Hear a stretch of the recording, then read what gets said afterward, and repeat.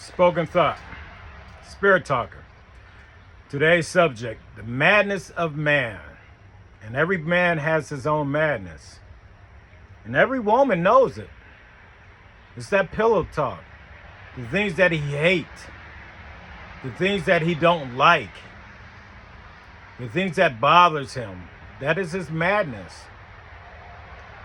And when he speaks it to you, you got to learn how to listen to it. Listen. Learn. And learn how to teach him how to face it and deal with it in the right way. In the right way. Don't breed it and feed the ignorance of it, because it will turn back on you. But you're going to have to learn how to make him deal with it. Because him facing what makes him upset, mad, angry, and it's really belittling. Most things that makes us upset is really a reflection of ourselves. And when we face it, it's stupid. We shake our head. We used to be upset, didn't like it for so long. Man madness. Man madness. It's what we project on the others that we don't like about ourselves. Or we like about them, we wish we knew we had about ourselves, so we mad at them for having it, and we don't have it, or we feel we don't have it. So it's a madness. And it's the madness only we know. It's a disease that nobody else, they can see it, but they can't give us a cure. We are our only cures for it. We can only cure ourselves, and you can help him. Any woman in any man's world, you don't nurture it, you don't baby it, you don't spoon feed it. God gave you wisdom. This is where wisdom will outstrength the strength that God gave his son. Your wisdom is only 10% of a man's 90% man. Your man in him and you is 10%. But what backs up that 10% man in your woman is the wisdom that you have. And that times it by 10. That times it by 10. Without wisdom, what good is strength? Without wisdom, what good is strength? You stand behind man. Woman. Your man goes into his man. God put man on earth first to clear a path and build a house. He sent his daughter next, a woman, to make the house into a home. He gave you creation. You give her a woman a lemon, she makes a lemonade. You give her a house, she makes a home. You give her a seed, she makes a child. I asked a man, what do you do that equals that? Yes, you built the house, and look, we good. We built the house. But come on, it's an empty dwelling.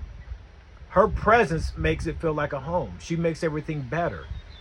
We can build it, but until she comes in it, it don't feel like nothing. We have to give her some credit. Madness of man, religion, laws, the sanctuary of marriage, even the firstborn child are built in the image of man. They breed it and fed your madness. You are your own God on earth. That's the problem. That's the problem. Man thinks his creation is greater than God. Man thinks without his seed, God cannot have a child. Man is so beyond himself, he don't even realize Mother Mary already did it. Now God giving you the participation to be part of his child's life, because that child was born before it hit earth. The date of creation, the DOC, the date of conception, that is between a woman and God, not man. You spent an hour with her. God about to spend 40 weeks inside of her. Who's her daddy? Who's her daddy? Seriously. You spent an hour. God about to spend 40 weeks inside of her. He gonna build. He created that clitoris that got 16,000 nerve endings. Each one of her nipples, 8. Her tongue, 10. On top of taste buds. God, that is a Mona Lisa. So you got to understand, God is the greatest, and he created all. And he gave his daughter his first name, God this. If you cannot put her before you, see, I don't want to be first on earth. I want to be third in heaven. Third, second, first, God. Child comes first. The woman got second. She's second to God. She is second to God. Second to God. You understand that? Second to God. We are third. We put a woman, God is before us. And his child. Then God reach out. Then he reach out for us. And guess what? While we bow to her, guess what? Then he gets us. That's the proper way to be in front of God. Okay? We are all. Understand the chain of command. If you can't get that, man, we are lost. We are lost human beings. The human beings, God will send his celestial child back again and again. That's the forever life. The date of conception is the date that God took a piece of his spirit and broke it off to give us life as a human being. So that celestial being is born. It can come back as a blade of grass, a tree, any living thing that Jesus sees fit. Because I believe Jesus has domain over the Holy Spirit of God. The Holy Spirit of God. The madness of man, they don't want to admit to that. Man has to obey Jesus. I don't even believe a female has to. I believe God comes to her womb and takes from her flesh and feeds his child, that she has direct communication with God. He's inside of her. We have to obey Jesus. And obey Jesus, obey our spirit, but we obey the seed of man. We want to do what man says instead of what Jesus says. We want to do what man says instead of what Jesus says. Jesus is God of earth. He is the CEO of earth. You cannot go past Jesus to get to God. We know God is all. But God gave his son domain over earth, heaven's gates, and everything outside of heaven. God got everything inside heaven. Jesus watched everything that come to the gates and outside of the gates, I believe. My opinion. I don't need to know religion. You got to understand laws and religion. Look, you want me to tell you what they got in common? The color of their robes and the binders of their book. Okay? Look, right? But both books were written by man. So don't believe everything you read. Believe what you sense. Because that's God talking to you. God can speak to you in the Webster Dictionary. Think about if a person is in the wilderness, the desert. They can be in the forest, deep in the forest. They got all types of trees around them, but they don't got no book. You telling me God can't find them? You telling me God cannot speak to them? Come on. Don't believe everything you read. Believe what you sense. God will always speak to you. He got two ways to communicate with you: your thoughts and what you sense. Your spirit lives inside your brain. That is your energy. Your living soul is your emotions. Your flesh is your physical being. You leave that on earth. You cannot take that to heaven. Doesn't matter how big you get, how strong you get, how big of a booty lips you get, all that. God ain't gonna see it.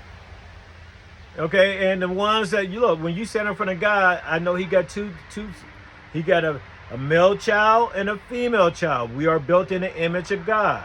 We have male children and female children. Anything else outside, I don't know. But when you stand in front of God, you better take your place.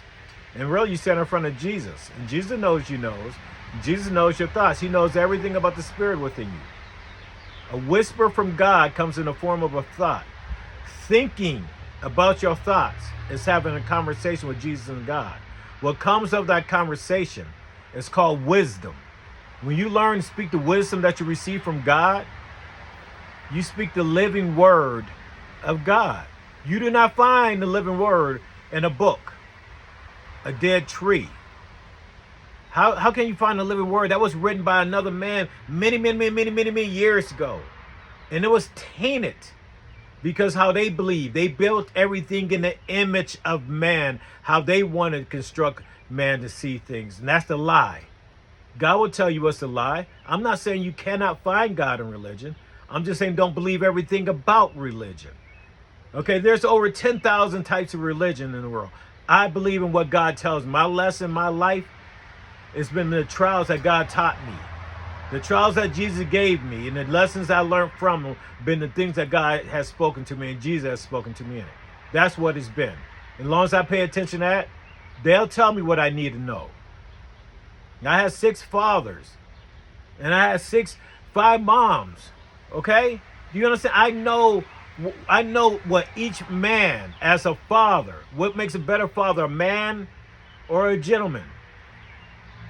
I know between each one of them fathers what makes them proud, what makes a son proud. 6 times over I've learned it. Things I've done with for one father, I do for another father. It was a quick lesson. It made him happy. It made him happy. Wow, you're pretty good. Well, come on. When you learn that pride, you learn to feel that energy. Most sons don't learn that from their own biological dad because he wasn't around them enough and took the time because the dynamics of our house and home is broken.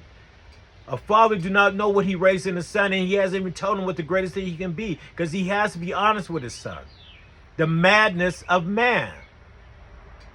The madness of man. If you cannot be honest with yourself, how can you ever be honest with your child? So you're lying. Forget your child, but God's child. How you think God gonna feel about that?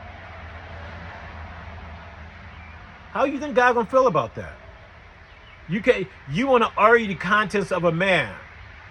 Oh, a gentleman is the same thing as a man. Yes, they are. They one and the same. But one thing a gentleman does that a man can't do, he make wise decisions. He chooses to be totally opposite of a man. A man is an immature creature that just wants to be immature and rule. Be that man. It ain't no such thing as a good man, a great man. But the next stage of a man is a gentleman. So ladies, stop saying good men. Stop saying great man. Give it if this is a good man, he show consistency being a good man and a great man, then he is a gentleman. Call it for what it is. To call a gentleman anything less than a gentleman is foul language. To call a lady a woman is foul language. You never call a lady a woman, especially as a lady. It's the difference between a woman and a lady. A lady chooses not to speak that way. She can. Because every vocabulary that woman knows, she been there, done that. But she put that away. She doesn't do that no more. She don't care around the man in her. She's not quick to lip. She's not quick to tongue. She's patient. She listens. She finds out if that individual worth her to engage with. Okay? A lady will never engage with a man. That's what frustrates them. A lady will look for a gentleman, and most of the time a gentleman will not engage with a female, period. Because he knows the proper thing is to be chosen by a lady. So his behavior is totally opposite of a man. A man is chasing him down, running it around. A woman is trying to seduce a man. A lady is playing back and being very selective, looking to find out what's worthy of her mentally, what can handle her emotionally, that she can reward physically. That's the proper way. A man will put you up there physically first, suppress your mental, and suppress your emotion. He'll put your physical above your mental and your emotional. The madness of a man. The madness. You do not cater to a man. That is not your job to cater to a man. A man needs to learn how to man up and accept what he needs to do. If a man cannot be gentle and show any gentleness, then he is absolutely man. Ain't nothing wrong with a man. But if you accept him like that, don't get mad at God when he treats you masculine and you start acting masculine, cussing, being upset all the time. Nails breaking, hair breaking. Okay? Gaining extra weight, body weight. The madness of a man is very infectious to a woman. Instead of her being a woman, she become a woo man. He feeds that man in her. Then when she breaks up with him, oh man, she got to let go of that man. Her man becomes so much bigger than her woo. Her man can engulf her woo. She's a woo man. She's a female. She's not a woman. She's not a female. Because she dealt with a man that treated her so rough and tough, and she hung with it. She's rah-rah. It was the Ike and Tina love story, you know what I'm saying? Seriously, Bobby Brown, Whitney Houston, love, love, love, rah-rah-rah. But there was no lady in it. She couldn't be a lady. She had to suppress that lady. She had to suppress that girl. That innocent girl in her never came out. She was hardcore. Yeah, I know the type of woman because I was that type of man for a period of time. And to put a woman through that and make her man up like that, and I expected that. Even if I was in that mentality right now, I expect that. I don't want no weak female around me that innocent and airheaded. I need a woman strong. The madness of a man. The madness of a man. Something I want to be gentle with. Something I want to let that defense go. I don't want to carry around that strength in me all day long. Something I want to go home and be able to let go of that. I'm telling her I want her to be like one of my soldiers. I want to be smarter than my soldier. I want her to be my soldier. I don't want to rely on none of other men around me. Okay? The madness of a man. See, a man cannot admit to that type of madness. He'll put you through and through. You cannot make a man mature. That's the madness. The madness of a man is the immatureness of a man. He's immature. He runs away from the simple responsibility to God. Not to a woman, to God. God don't want him to do it for a woman. That's why he gave her man in her, so she can do it on her own. He don't want her to need a man, want a man, or ask for a man. He do not want her to get trapped in the madness of a man. But yet, they have, because they have yet to take the time to believe in the man they have within their woman. The madness of a man, he runs away from parenting. He wants to only parent his child. That ain't my seed. That ain't my seed. So the gentleman does the opposite. I will parent any child of God. Okay? I will provide for a lady. A man don't want to provide for no woman or a lady. He don't care. Okay? Or he ain't provide for nothing. And protecting, he gonna protect for his own reasons. If he hitting it, he protecting it. If he ain't hitting it, he out. He out. He don't care who come in the house. He out. Okay? Even if he got his children, he gonna act like he care. But if he really cared, he would not be out that home. If he really cared, he would not be out that home. So don't lay with a man that okay for him not to be inside a home with you. And if you want to lessen the madness of a man, play music that makes him want to stay home.